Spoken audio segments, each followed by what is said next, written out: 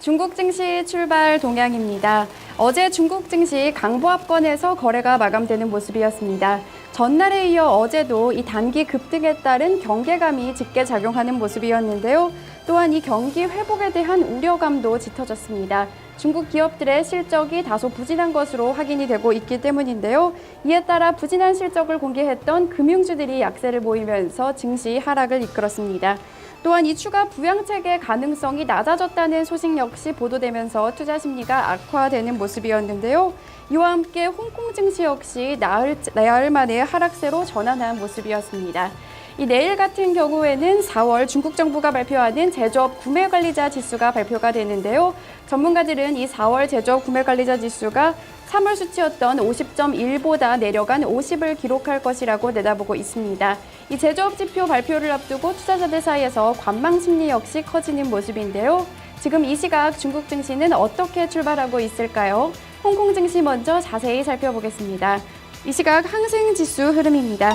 현재 이 시각 항생 지수는 0.46% 내린 28,268.55포인트의 거래를 이어가고 있습니다. 홍콩 증시 나흘 만에 하락으로 전환했다고 전해드렸는데요. 이날에도 이와 같은 하락 흐름이 이어지고 있는 모습입니다. 특히 금융주들이 0.52% 내리고 있고요. 또한 부동산주 역시 0.46% 하락하고 있습니다.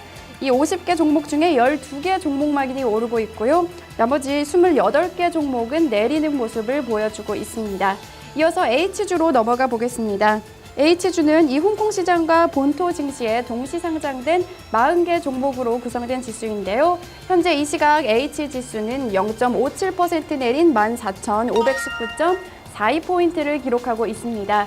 H지수 역시 이 홍콩 증시 하락 흐름 이어가고 있는 모습인데요. 최근 중국 경기 둔화에 대한 우려감과 최근 급등에 따른 이 차익 실현 매물이 꾸준히 나오고 있는 모습입니다.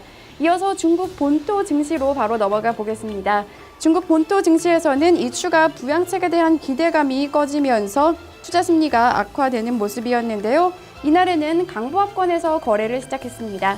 먼저 상해 종합지수 이 시간 흐름 자세히 살펴보겠습니다. 현재 상해 종합지수는 0.26% 오른 4,448.83포인트의 거래가 이어지고 있는데요. 0.24% 오른 4,487.42포인트 거래가 이어지고 있습니다. 약보합권에서 거래가 시작된 모습인데요. 이어서 A지수 살펴보겠습니다. A지수 역시 강보합권에서 거래가 시작됐습니다. A지수는 0.27% 오른 4,703.56포인트의 거래를 이어가고 있고요. 이어서 대형주 중심으로 구성된 상해 180지수 바로 살펴보겠습니다. 상해 180지수 현재 이 시간 0.46% 오른 1,718.08포인트의 거래 이어가고 있는데요. 이어서 상해 380지수까지 살펴보겠습니다. 상해 380지수는 0.42% 오른 7,629.78포인트에서 거래가 이어지고 있습니다. 어제 이 강보합권에서 마감했던 중국 증시 이날 상승으로 출발한 모습이 나타나고 있는데요. 이어서 중국 관련 외신 소식들 함께 살펴보겠습니다. 최근 월스트리트 저널이 이 중국 정부가 양적 완화를 펼칠 것이라는 기사를 보도하면서 투자자들 사이에서 기대감이 커졌었는데요. 하지만 중국 인민은행의 이코노미스트가 이를 강력 부인한 것으로 나타났습니다. 자세한 소식 비즈니스 타임즈 통해 살펴보겠습니다. 현지 시간으로 어제 비즈니스 타임즈에 따르면 마쥔 인민은행 수석 이코노미스트는 전날 제1경제일보와 인터뷰에서 양적 완화를 시행할 필요가 없다라고 말한 것으로 나타났는데요. 마쥔 이코노미스트는 현재 중국 당국이 안정적인 통화 정책을 유지하겠다고 선언했고 금리 조정, 지준율 등 시장 유동성을 적절히 유지할 수 있는 통화 수단이 충분하다라고 못 박았습니다. 앞서 월스트리트 저널은 중국 소식통의 발언을 인용해서 최근 중국 정부의 지방 부채가 급증하면서 인민은행이 경기 부양을 시도할 것이라고 보도했었는데요. 특히 이와 같은 경기 부양 중에 지방채를 직접 사들이는 중국판 양적 완화 정책도 포함되어 있다고 밝히며 시장에 기대감을 키웠었습니다.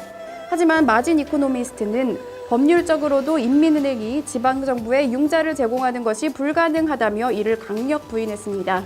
하지만 최근 중국에서는 중국 지방정부의 빚이 눈더미처럼 불어나면서 이에 대한 대책이 시급하다는 우려감이 커지고 있습니다.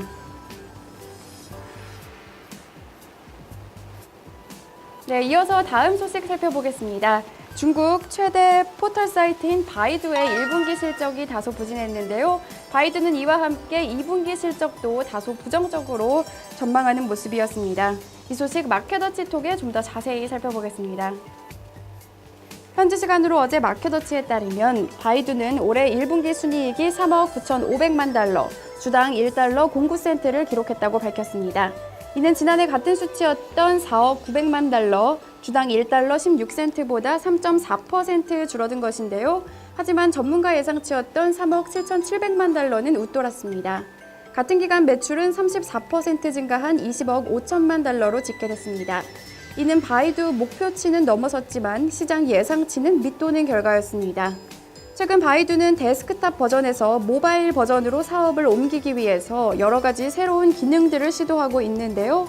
하지만 이와 같은 새로운 서비스에서 나오는 광고 수익이 데스크탑보다 적은 것으로 나타났습니다. 따라서 바이두는 향후 전망 역시 하향 조정했습니다. 2분기 매출이 164억에서 168억 위안을 기록할 것이라고 전망했는데요. 시장 예상치였던 167억 위안을 소폭 하회하는 모습입니다. 그러나 모바일 산업이 자리를 잡으면 곧 실적이 다시 개선될 것이라고 낙관적으로 전망을 했는데요. 로빈 리 바이두 회장은 모바일 모멘텀이 이번 분기에도 계속됐고 전체 매출의 50%를 차지했다라고 말했습니다. 중국 관련 소식까지 외신톡에 살펴봤는데요. 지금까지 중국 증시 출발 동향이었습니다.